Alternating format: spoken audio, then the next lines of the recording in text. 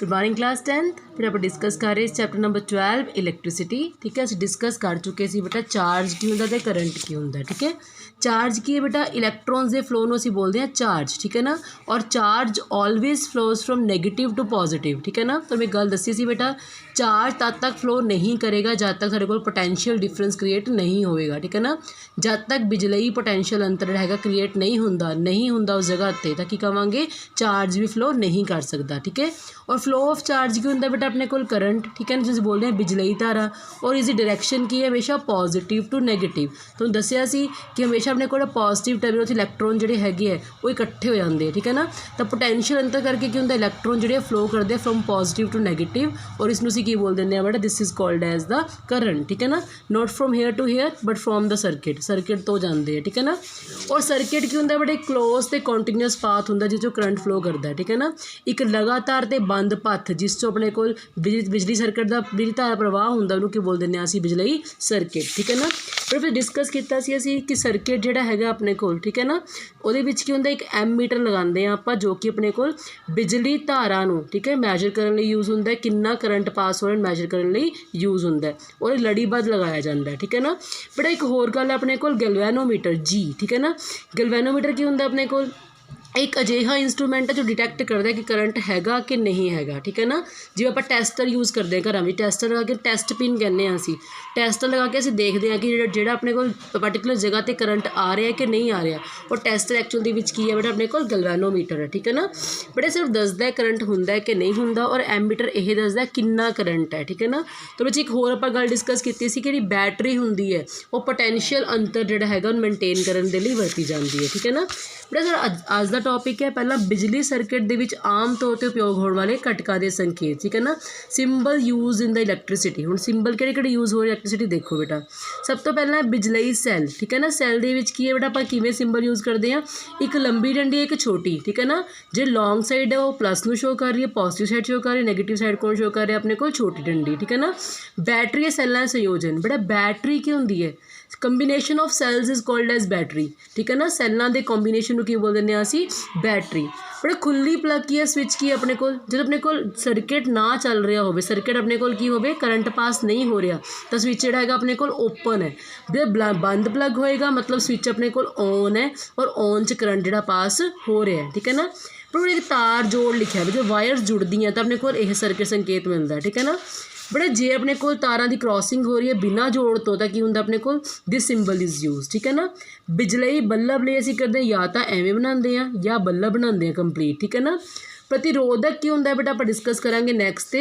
ठीक है ना, उसके लिए संकेत की अपने को यह, और परिवर्तनशील प्रतिरोधक जिहड़ा हुंदा उहदा रियोस्टैट जिहनूं असीं बोलदे ना उहदा संकेत की हुंदा अपने को एक जॉकी दिखाई पई है अपने को रियो दे उत्ते प्रतिरोध दे उत्ते, इसनूं बोलदे असीं रियोस्टैट। ठीक है ना, एमीटर ए है बेटा, वोल्ट मीटर अपने को वी, इत्थे आपां गैल्वेनोमीटर भी शो कर सकते हैं। गैल्वेनोमीटर की अपने को जी। ठीक है ना, गैल्वेनोमीटर की अपने को जी। ठीक है ना, फिर नैक्सट डिस्कस करेंगे very important part of chapter Ohm दा नियम, ओम्स लॉ। ठीक है ना, बेटा ओम दा नियम की है, बेटा ओम दा नियम दो चीज़ों विचकार, एक अपने को पोटेंशियल अंतर वी ते आई की अपने को करंट। ठीक है ना, दोनों विचकार एक रिलेशनशिप है जी कि पर्टिकुलर टैंपरेचर के उत्ते होंदी है, तो आप की कहांगे ओम्स लॉ की है। ठीक है, बेटा सिमोन जॉन ओम ने अपने को जॉर्ज सिमन ओम ने सानू एक लॉ दिता दोनों जिन्होंने की कह दें असीं ओम्स लॉ, वो अकॉर्डिंग की सी कहते जेकर ना असीं तापमान स्थिर रखीए, ठीक है ना, टैंपरेचर नू कॉन्सटेंट रखीए तो की होएगा जब पोटेंशियल डिफरेंस है across the two ends of conductor, किसी दो सिरियां के उपर जो पोटेंशियल अंतर होएगा, ठीक है ना, वो किदे डायरैक्टली पोजिटिव किदे बिल्कुल सिर की कहांगे असीं स्थिर अनुपात है किदे आई की अपने को बिजलई धारा या करंट। ठीक है ना, वी बटा आई इज इक्वल टू स्थिरांक, अस्थिरांक की है बेटा अपने को आर नूं असीं की बोलते हैं बेटा प्रतिरोध। ये प्रतिरोध की है बच्चे, बेटा बिजली धारा के प्रवाह नूं जो रोकदा है उन्होंने की बोलते हैं असीं प्रतिरोध। प्रतिरोध की है अपने को resistance is the obstruction to flow of current, किसी वायर दे विच बेटा करंट बड़ा आराम नाल पास कर रहे हैं, इस करंट नूं रोक कौन रहा है वो की अपने को प्रतिरोध या फिर रजिस्टेंस। ठीक है ना, हुण बच्चे असीं की कहांगे ਕਹਿੰਦੇ ਦਿੱਤੇ ਗਏ ਤਾਪਮਾਨ ਉੱਤੇ R ਇੱਕ ਸਥਿਰ ਅੰਕ ਹੈ ਜਿਸ ਨੂੰ ਤਾਰ ਦਾ ਪ੍ਰਤੀਰੋਧ ਕਹਿੰਦੇ ਹਨ। ਕਿਸੇ ਚਾਲਕ ਦਾ ਇਹ ਗੁਣ ਹੈ ਜੋ ਆਪਣੇ ਵਿੱਚ ਪ੍ਰਵਾਹਿਤ ਹੋਣ ਵਾਲੇ ਚਾਰਜ ਦੇ ਪ੍ਰਵਾਹ ਦਾ ਵਿਰੋਧ ਕਰਦਾ ਹੈ। ਪ੍ਰਵਾਹ ਦਾ ਵਿਰੋਧ ਕਰਨ ਦਾ ਮਤਲਬ ਹੈ ਕਿ ਕਰੰਟ ਦੇ ਓਪੋਜ਼ਿਟ ਜਾਂਦਾ ਹੈ, ਠੀਕ ਹੈ ਨਾ। ਇਹਦੀ ਬੇਟਾ ਜਿਹੜੀ ਯੂਨਿਟ ਆ ਉਹ ਕੀ ਹੈ, ਓਮ ਹੈ।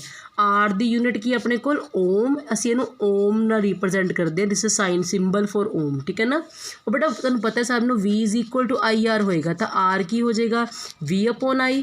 V ਕੀ ਹੈ ਬੇਟਾ 1 ਵੋਲਟ, I ਕੀ ਆਪਣੇ ਕੋਲ ਐਂਪੀਅਰ, ਪਹਿਲਾਂ ਪੜ੍ਹ ਚੁੱਕੇ ਹਾਂ।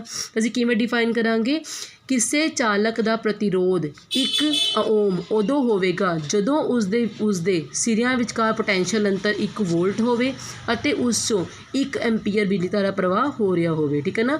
ਦ resistance of a conductor will set to be 1 ohm if 1 volt potential difference is there across the two ends of conductor and 1 ampere of current is flowing through it, ਠੀਕ ਹੈ ਨਾ। ਜਦੋਂ ਵੀ 1 ਵੋਲਟ ਪੋਟੈਂਸ਼ੀਅਲ ਅੰਤਰ ਦੇ ਸਿਰਿਆਂ ਦੇ ਵਿੱਚ 1 ampere current ਜਿਹੜਾ ਹੈਗਾ ਫਲੋ ਕਰ ਰਿਹਾ, ਤਾਂ ਕਿੰਨੀ ਰੈਜ਼ਿਸਟੈਂਸ ਹੋਏਗੀ ਉਹਦੀ, 1 ਓਮ। ਬਟ ਰੈਜ਼ਿਸਟੈਂਸ ਐਕਚੁਅਲ ਦੇ ਵਿੱਚ ਹੁੰਦੀ ਕੀ ਹੈ, ਠੀਕ ਹੈ ਨਾ। ਆਪਾਂ ਸਮਝ ਸਕਦੇ ਹਾਂ ਬੇਟਾ, ਜਿਵੇਂ ਸਪੋਜ਼ ਕਰ ਲਓ ਕਿ ਤੁਸੀਂ ਆਪਣਾ ਕੋਈ ਕੰਮ ਪੜ੍ਹ ਰਹੇ ਹੋ, ਠੀਕ ਹੈ ਨਾ। ਪੜ੍ਹਨ ਦੇ ਵਿੱਚ ਤੁਹਾਨੂੰ ਕਿਤੇ ਸੌਂਗ ਚੱਲ ਰਹੇ ਆ ਜਾਂ ਬਹੁਤ ਸ਼ੋਰ ਆ ਰਹੇ ਆ, ਤੁਹਾਨੂੰ ਰੋਕ ਰਿਹਾ ਪੜ੍ਹਨ ਤੋਂ ਰੋਕਣਾ ਵੀ ਕੀ ਹੈ, ਆਪਣੇ ਕੋਲ ਰੈਜ਼ਿਸਟੈਂਸ ਹੈ। ਇੱਥੇ ਵੀ ਕੀ ਹੈ ਬੇਟਾ, ਆਪਣੇ ਕੋਲ ਜਿਹੜੇ ਆਪਣੇ ਕੋਲ ਚਾਲਕ ਦੇ ਵਿੱਚ ਇਲੈਕਟ੍ਰੋਨਸ ਪ੍ਰਵਾਹ ਕਰ ਰਹੇ ਆ, ਉਹਨਾਂ ਇਲੈਕਟ੍ਰੋਨਾਂ ਰੋਕਣ ਦੇ ਲਈ ਕੌਣ ਕੰਮ ਕਰਦਾ ਬੇਟਾ, ਆਪਣਾ ਪ੍ਰਤੀਰੋਧ ਕੰਮ ਕਰਦਾ, ਠੀਕ ਹੈ ਨਾ। ਬਟ ਪ੍ਰਤੀਰੋਧ ਜਿਹੜਾ ਹੁੰਦਾ ਨਾ ਉਹ ਸਥਿਰ ਨਹੀਂ ਹੁੰਦਾ, ਉਹ ਬਦਲਦਾ ਰਹਿੰਦਾ ਹਰ ਸਰਕਟ ਦੇ ਵਿੱਚ। ਅਤੇ ਜਿਹੜਾ ਪ੍ਰਤੀਰੋਧ ਨੂੰ ਬਦਲਦਾ ਉਸ ਯੰਤਰ ਨੂੰ ਕੀ ਬੋਲ ਦਿੰਦੇ ਹਾਂ ਅਸੀਂ, ਬਦਲਣ ਪ੍ਰਤੀਰੋਧ ਜਾਂ rheostat. Rheostat is a device that is use to change the resistance. ਹੁਣ ਉਹ ਕਿੰਨੀ ਰੈਜ਼ਿਸਟੈਂਸ ਚਾਹੀਦੀ ਹੈ ਸਰਕਟ ਦੇ ਵਿੱਚ, ਠੀਕ ਹੈ ਨਾ, ਉਹ ਕਿਸ 'ਤੇ ਡਿਪੈਂਡ ਕਰੇਗਾ, ਰਿਓਸਟੈਟ ਦੇ ਉੱਪਰ। ਮਤਲਬ ਅਸੀਂ ਰੈਜ਼ਿਸਟੈਂਸ ਨੂੰ ਘਟਾ ਵਧਾ ਸਕਦੇ ਹਾਂ ਬਟ ਵੈਸੇ ਆਪਾਂ ਹਜੇ ਤੱਕ ਇਹ ਪੜ੍ਹਿਆ ਜਿੰਨੇ ਵੀ ਸਥਿਰ ਅੰਕ ਹੁੰਦੇ ਆ ਉਹਨਾਂ ਦੇ ਵਿੱਚ ਕੀ ਹੁੰਦਾ, ਅਸੀਂ ਉਹਨੂੰ ਘਟਾ ਵਧਾ ਨਹੀਂ ਸਕਦੇ, ਉਹਨਾਂ ਫਿਕਸ ਵੈਲਿਊ ਹੁੰਦੀ ਹੈ। ਜਿਵੇਂ ਪੜ੍ਹ ਕੇ ਹਟੇ ਸੀਗੇ ਲਾਸਟ ਈਅਰ, G ਦੀ ਵੈਲਿਊ ਕਿੰਨੀ ਹੁੰਦੀ ਹੈ, 6.67 10⁻⁻11 ਨਿਊਟਨ ਮੀਟਰ ਸਕੁਆਇਰ ਪਰ kg²। ਇਹ ਵੈਲਿਊਜ਼ ਬਦਲਦੀਆਂ ਨਹੀਂ ਹੈ, ਬਟ ਇਹਦਾ ਰੈਜ਼ਿਸਟੈਂਸ ਜਿਹੜਾ ਹੈਗਾ ਉਹ ਅਜਿਹਾ ਸਥਿਰ ਅੰਕ ਜਿਹਦੀ ਵੈਲਿਊ ਜਿਹੜੀ ਹੈਗੀ ਹੈ ਬਦਲਦੀ ਹੈ। ਬਟ ਓਮਸ ਲਾਅ ਨੇ ਇਹਨੂੰ ਵੈਰੀਫਾਈ ਕਰਨ ਲਈ, ਸਹੀ ਦਰਸਾਉਣ ਦੇ ਲਈ ਇੱਕ ਅਸੀਂ ਗ੍ਰਾਫ ਡਰੋ ਕਰਦੇ ਹਾਂ, ਜਿਸ ਗ੍ਰਾਫ ਵਿੱਚ ਕੀ ਕਰਦੇ ਹਾਂ ਬੇਟਾ, ਅਸੀਂ ਪੋਟੈਂਸ਼ੀਅਲ ਅੰਤਰ ਅਤੇ ਬਿਜਲਈ ਧਾਰਾ ਨਾਲ ਇੱਕ ਗ੍ਰਾਫ ਡਰੋ ਕਰਦੇ, ਉਹਨਾਂ ਵੈਲਿਊਜ਼ ਨਾਲ ਗ੍ਰਾਫ ਡਰੋ ਕਰਦੇ ਹਾਂ, ਠੀਕ ਹੈ ਨਾ। ਸਭ ਨੂੰ ਪਤਾ ਹੈ ਕਿ ਵੋਲਟ ਮੀਟਰ ਤੋਂ ਸਾਨੂੰ ਕੀ ਮਿਲੇਗਾ, ਪੋਟੈਂਸ਼ੀਅਲ ਅੰਤਰ ਮਿਲੇਗਾ, ਔਰ ਬਟ ਜੇ ਐਮ ਮੀਟਰ ਤੋਂ ਕੀ ਮਿਲੇਗਾ, ਕਰੰਟ ਮਿਲੇਗਾ, ਠੀਕ ਹੈ ਨਾ। ਦੋਨਾਂ ਦੀ ਵੈਲਿਊਜ਼ ਲੈ ਕੇ ਬੇਟਾ ਜੇ ਆਪਾਂ ਗ੍ਰਾਫ ਡਰੋ ਕਰੀਏ, ਠੀਕ ਹੈ ਨਾ, ਤਾਂ ਗ੍ਰਾਫ ਕੀ ਆਏਗਾ, ਸਟ੍ਰੇਟ ਲਾਈਨ ਪਾਥ ਆਏਗਾ, ਇੱਕ ਬਿਲਕੁਲ ਸਟ੍ਰੇਟ ਲਾਈਨ ਆਏਗੀ। ਇਸ ਦਾ ਮਤਲਬ ਇਹ ਹੈ ਕਿ ਦੋਨੋਂ ਜਿਹੜੀ ਹੈਗੇ ਆਪਸ ਦੇ ਵਿੱਚ ਕੀ ਹੈ, ਸਿੱਧੇ ਅਨੁਪਾਤੀ ਹੈ। Both are directly proportional to each other, ਠੀਕ ਹੈ ਨਾ, both are directly proportional to each other. ਤਾਂ ਬੱਚੇ ਓਮਸ ਲੋ ਆਪਣੇ ਕੋਲ ਕਹਿੰਦਾ ਹੈ, ਓਮਸ ਲੋ ਹੈ ਕੀ ਹੈ, ਓਮਸ ਲੋ ਕਿਸੇ ਚਾਲਕ ਦੇ ਸਿਰਿਆਂ ਵਿਚਕਾਰ ਪੋਟੈਂਸ਼ੀਅਲ ਅੰਤਰ ਅਤੇ ਬਿਜਲਈ ਧਾਰਾ ਦੇ ਪ੍ਰਵਾਹ ਦੇ ਵਿਚਲਾ ਸੰਬੰਧ ਹੈ, ਠੀਕ ਹੈ ਨਾ। It is the relationship between the potential difference across the two ends of conductor and the current passing from that conductor, ਠੀਕ ਹੈ ਨਾ। ਬਟ ਇਹਦੇ ਅਕੋਰਡਿੰਗ ਹੈ ਕੀ ਹੈ, ਜੇ ਅਸੀਂ ਉਸ ਧਾਰਾ ਦੇ ਉਸ ਪਰਟੀਕੂਲਰ ਸਰਕਿਟ ਦੇ ਵਿੱਚ ਟੈਂਪਰੇਚਰ ਨੂੰ ਕੌਨਸਟੈਂਟ ਰੱਖਦੇ ਹਾਂ, ਜਿਹੜਾ V ਹੈਗਾ ਉਹ ਕੀ ਹੈਗਾ, ਡਾਇਰੈਕਟਲੀ ਪ੍ਰਪੋਰਸ਼ਨਲ ਟੂ I, ਤਾਂ V is equal to IR। Directly ਬਹੁਤ ਸਿੱਧਾ ਅਨੁਪਾਤੀ ਹੈ, ਇਹਨੂੰ ਹਟਾਉਣ ਦੇ ਲਈ ਆਪਾਂ ਕੀ ਲਗਾਉਂਦੇ ਹਾਂ, ਇੱਕ ਸਿੰਬਲ ਲਗਾਉਂਦੇ ਹਾਂ, ਇੱਕ ਅਸੀਂ ਸਥਿਰ ਅੰਕ ਲਗਾਉਂਦੇ ਹਾਂ ਜਿਹਨੂੰ ਅਸੀਂ ਬੋਲਦੇ ਨੇ ਕੌਨਸਟੈਂਟ ਲਗਾਉਂਦੇ ਹਾਂ।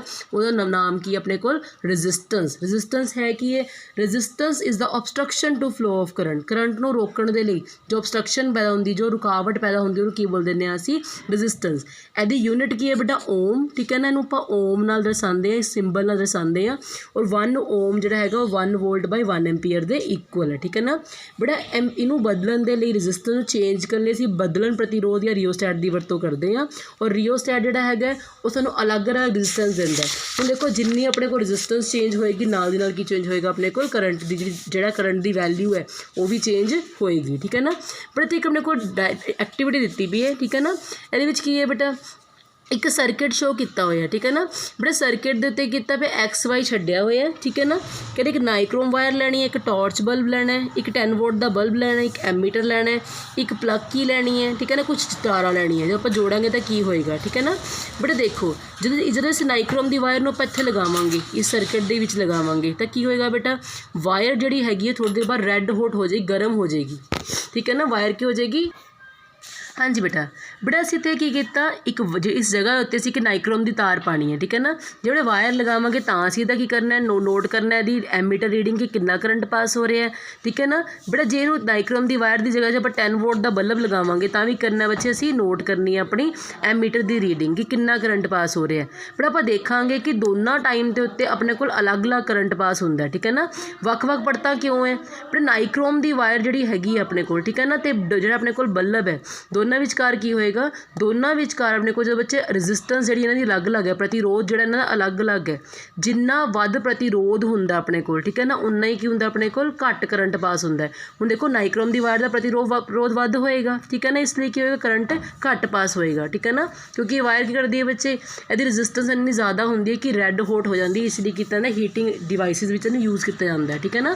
ਇਸ ਲਈ ਕੀ ਹੋਏਗਾ ਇਹਦੇ ਟਾਈਮ 'ਤੇ ਰੈਜ਼ਿਸਟੈਂਸ ਜ਼ਿਆਦਾ ਕਰੰਟ ਘੱਟ ਔਰ ਇਹ ਟਾਈਮ 'ਤੇ ਰੈਜ਼ਿਸਟੈਂਸ ਘੱਟ ਕਰੰਟ ਕੀ ਹੋ ਜਾਏਗਾ ज़्यादा ठीक है ना। बट हम आप ये डिस्कस करांगे कि जो अपने को प्रतिरोधक है रजिस्टर है बट रजिस्टर कोई आम गा कोई खास चीज़ नहीं है। जिन्ने भी डिवाइस अपने घर च लगे होंगे सारे की रजिस्टर्स ही है धारा नूं रोक रहे हैं ठीक है ना धारा के प्रवाह नूं रोक रहे वो सारे की बन जाएंगे रजिस्टर्स बन जाएंगे ठीक है ना। बट जी रजिस्टेंस होंगी है कहते होंगी क्यों है कारण की है ठीक है ना। हुण देखो बेटा कहते जिहड़े भी इलैक्ट्रॉन्स हैगे है वो एक सर्किट के गति करते हैं ठीक है ना मूव करते electrons move inside the circuit ठीक है ना। During their movement they are not free वो मूवमेंट टाइम पर जो चाले गति करन टाइम पर वो पूर्ण तौर पर फ्री नहीं होंगे ठीक है ना कंप्लीटली फ्री नहीं होंगे। बट इन्हें परमाणुओं की गति होंगी है वो प्रोटॉन्स के उपर या इन्हां विच वाइब्रेटिंग कर्नल्स उत्ते डिपेंड करती है ठीक है ना।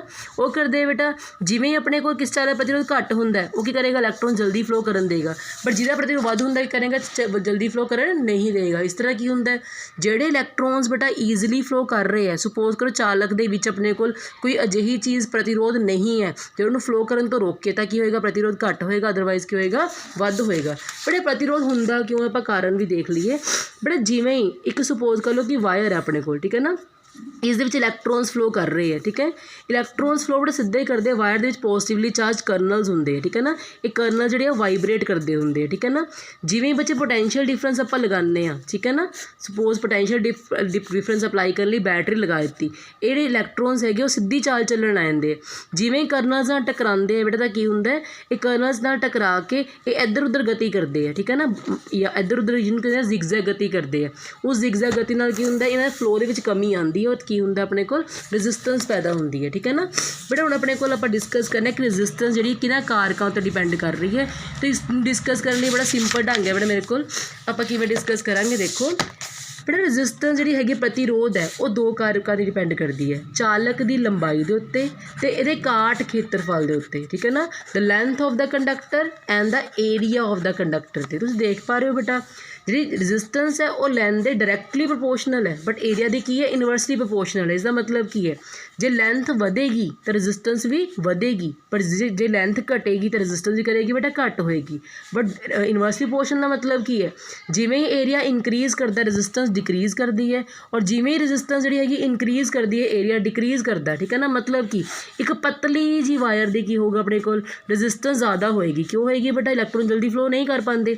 ਇੱਕ ਵੱਡੀ ਵਾਇਰ 'ਚ ਕਿਉਂਕਿ ਇਲੈਕਟ੍ਰੋਨ ਜਲਦੀ ਫਲੋ ਕਰ ਪਾਉਣਗੇ ਠੀਕ ਹੈ ਨਾ।